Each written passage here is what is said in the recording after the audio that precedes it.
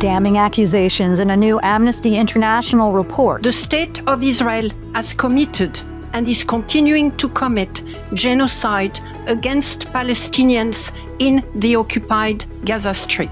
Israel is strongly rejecting the allegations. With a record as long as your arm, Amnesty has a documented history of framing Israel as fundamentally illegitimate. What is in Amnesty's 300-page report that supports such a serious conclusion? We'll speak with a representative of the organization. Today is Thursday, December 5th, and this is The Issue from VOA.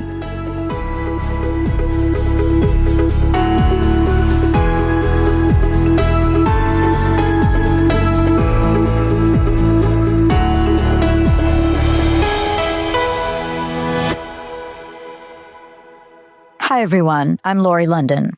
The conclusion that Israel is committing genocide is unequivocal, evidence-based. Presenting the report Thursday in The Hague, Amnesty International Secretary General Agnes Callamard said, after months of in-depth, focused research, its conclusion had not been taken lightly, politically, or preferentially. We found the repeated use of dehumanizing language. We found statements calling for genocidal act and other crimes under international law.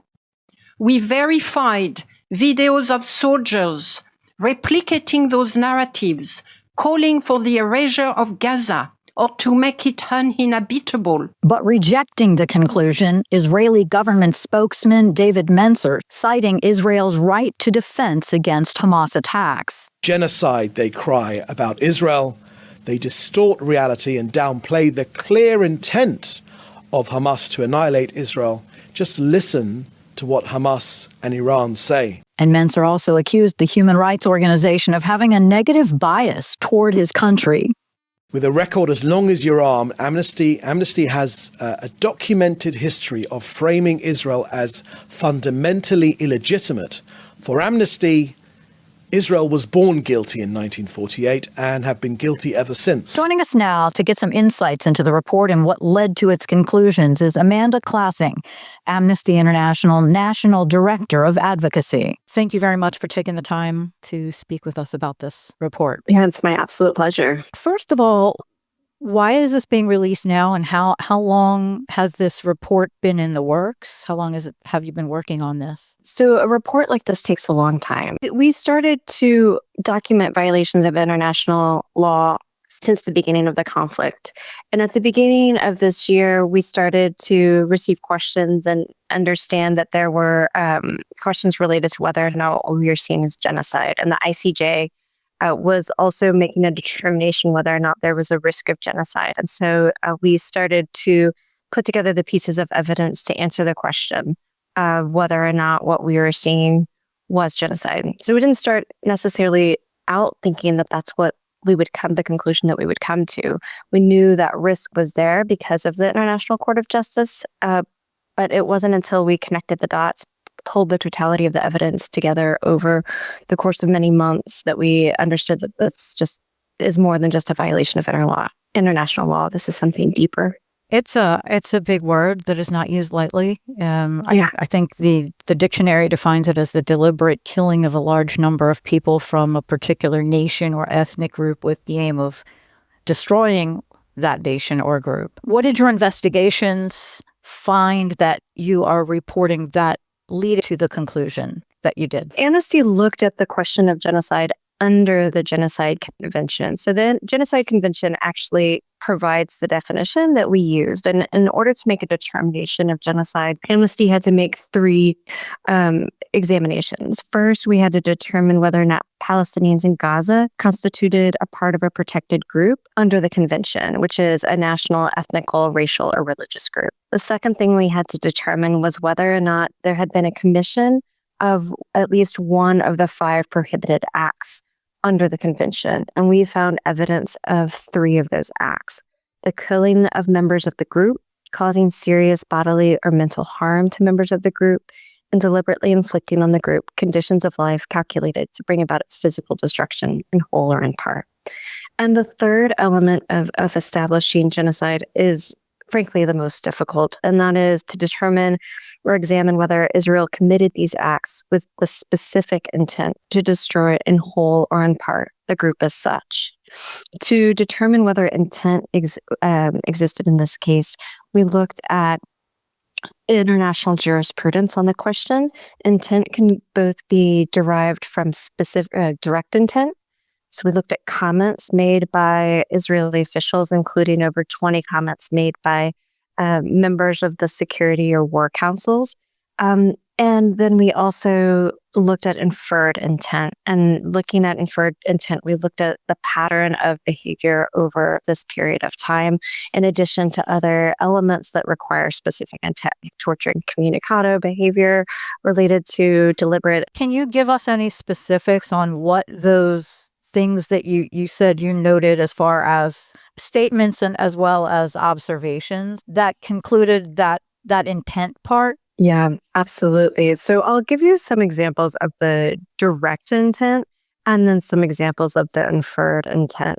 So on direct intent, we looked at over 100 statements from Israeli officials that called for the destruction, genocidal acts, or other crimes under international law, including statements that were dehumanizing towards Palestinians. Of these, we identified 22 statements that were specifically made by members of Israel's War and Security cabinets, and they seemed to call for or justify genocidal acts. But we didn't stop there. We then looked at how that language that was used by Israeli officials was frequently repeated or echoed, including by soldiers in Gaza. We looked in detail at 62 videos, audio recordings, or photographs posted online that showed Israeli soldiers making calls for destruction of Gaza or the denial of services to people in Gaza, or celebrating destruction of civilian infrastructure that in many ways either directly echoed or replicated the statements that were made by Israeli officials. What were those Israeli official statements? So we looked at some of the statements that had been made by Prime Minister Netanyahu, Minister of Defense Gallant, statement, and even by the president. It was statements that made no distinction between Hamas and Palestinian civilians, statements that called for the destruction or this particular treatment of Palestinian civilians, and other statements that allied a call for or justification of destroying Palestinians. And what about the inferred intent? Can you give us some indication of how you came to that? Yeah, absolutely. So we followed the pattern of conduct that we believe indicated genocidal intent. So that included repeated and direct attacks on civilians and civilian objects, deliberately indiscriminate strikes. Some of those strikes wiped out entire Palestinian families. They were repeatedly launched, and at times these strikes would result in high numbers of civilian casualties. We looked at the repeated use of weapons with wide area effects in densely populated residential neighborhoods. We also looked at the speedy, massive, and comprehensive destruction of civilian objects and infrastructure. This included homes and shelters, health facilities, water and sanitation infrastructure, agricultural land, and other objects that are essential to the survival of a civilian population. We also looked at the repeated destruction of civilian objects and infrastructure, including cultural and religious sites, even when there was no discernible military objective for doing so. And then we looked at the repeated evacuation orders. They were often incomprehensible, misleading, arbitrary, and were repeated in ways that actually massively forced displacement under unsafe and inhumane conditions. And finally, we looked at the continuous refusal to allow adequate humanitarian aid and other essentials to reach people in Gaza. And this was all done in the face of international condemnation and even legally binding orders by the ICJ. So we looked at all of those and then asked ourselves whether or not there were other other explanations for this behavior, including recklessness or callous disregard. But we came to the conclusion that Israeli officials not only understood the impact of the acts, but they in fact intended their outcome, simply because they the repeated patterns of these unlawful acts over time and the persistence of these acts, even when the international community had raised concerns or the UN had raised warnings. The Israeli government is pushing back heavily and, saying it's not at war with the Palestinians, it's at war with Hamas, and that it's just in response to what happened on October 7th. How do you respond to that? Yeah, absolutely. So looking at intent and looking at jurisprudence over a variety of international institutions, the question of intent in the context of genocide, and we come to the conclusion that you can have dual intent. So there can be lawful military intent alongside genocidal intent. We don't make the determination whether or not genocidal intent can be instrumental or means by which you meet your military intent, but in fact, it can still exist alongside it.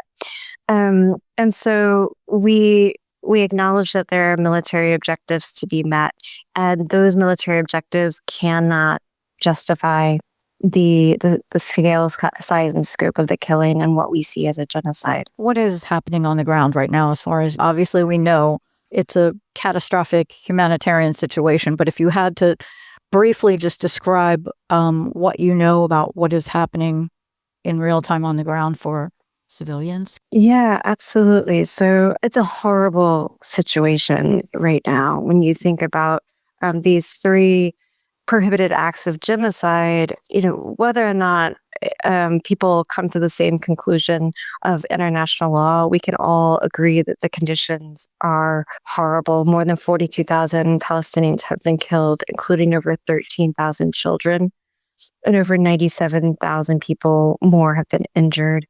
The research that we've done into some of these attacks show that many of them have been direct or deliberately indiscriminate attacks, and some of them have wiped out whole families. It's happened without effective advanced warning, sometimes while people are asleep. And the conditions of life are so damaging. People are on the population's on the brink of collapse. The level of hunger, the level of insecurity and diseases, the mixture of malnutrition, people's lack of access to clean water and sanitation. This is a slow and calculated death that right now doesn't seem to have an end in sight. And the hope of this report is to focus attention on what's happening and have both the international community and the government of Israel dramatically reassess its policies to end this genocide and to take the steps to reach a lasting ceasefire. And so beyond the investigation that you've conducted and the conclusion in the report that you've released, what are you doing with that report? What we're hoping to see under international law, so the Genocide Convention is a convention that has over 100 countries that are party to it. Both Israel is a party to it, and here I'm based in the United States. The U.S. is a party to this convention. And so states have obligations under the convention, not only not to commit genocide, but also to take steps to prevent it when it's happening somewhere else. And those steps to prevent it mean that third-party countries, other countries other than Israel, have an obligation to take steps to see this genocide stop. That includes ensuring that their supply of weapons do not go to continuing international law violations. Again, I'm based in the United States, and we want to see the U.S. to suspend its transfer of arms that are currently inconsistent with U.S. law, U.S. policy, and international law, including its obligations under the Genocide Convention. We also want to see an urgent funding of humanitarian assistance and pressure to have access restored, and that includes restoring funding to UNRWA, the UN Relief and Works Agency for Palestinian Refugees, which is a vital lifeline for humanitarian aid and critical services. What about the International Court of Justice or the International Criminal Court? Where does this fit into that? Yeah, so we do make recommendations that the ICC include in its investigation the crime of genocide. We also want states that are party to the ICC to fulfill their obligations under the ICC and to, in the case of existing arrest warrants, to actually take steps to fulfill their obligation. As far as the ICJ, we hope that our research is helpful in its ongoing assessment of the current context. We know that the ICJ case, the pending ICJ case, will take years to adjudicate. And so we couldn't wait for years. We wanted to ensure that if there were steps that could be taken to end the ongoing genocide, that our research could be a part of trying to bring an end to the killing. And as that case is pending, and we do hope that the information provided related to intent is helpful in its adjudication, but we understand that it'll take a while to reach its conclusions. Is this the conclusion of your report and your investigation, or is this something that you will continue to look at, observe, and look into? Or do you feel like, and is this situation ongoing? Yeah, so first of all, the situation is ongoing. Our conclusions are related to research that was conducted in the time frame of the beginning of the conflict through the middle of this year. However, we recognize that over the past 2 months, the crisis has grown particularly acute in the North Gaza governorate, where the besieged population is facing starvation and annihilation amid relentless bombardment. And so we are going to continue our investigation. I should also note that this is parallel to investigations that are ongoing,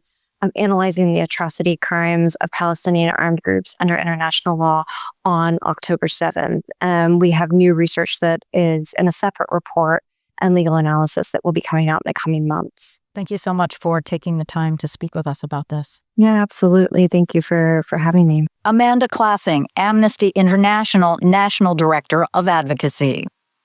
Amnesty's report comes just 2 weeks after the International Criminal Court issued arrest warrants for Israeli Prime Minister Benjamin Netanyahu and his former defense chief for alleged war crimes and crimes against humanity in the Gaza conflict. Both have denied the allegations. Israel has repeatedly rejected any accusation of genocide. U.S. State Department Deputy Spokesperson Vedant Patel Thursday called previous and the new allegations in Gaza unfounded. As I've said before, that we do not and have not concurred with these past findings regarding genocide. That does not change or alter the continued concern that we have as it relates to the humanitarian situation in Gaza. It does not change the continued concern that we have as it relates to this conflict's impact on civilians and civilian casualties. Amnesty's branch in Israel is also distancing itself from the findings of its parent group, saying it had played no part in the research and did not believe Israel was committing genocide in Gaza. However, in a long statement, it did say that the killing and destruction in Gaza had reached, quote, horrifying levels, and called for an investigation into possible crimes against humanity. You've been listening to The Issue from the Voice of America. On behalf of all of us here at VOA, thanks so much for joining us. Follow The Issue on X and Facebook at VOA The Issue. And for news 24 hours a day, 7 days a week, check out our website, voanews.com. In Washington, I'm Lori London. We'll talk to you tomorrow.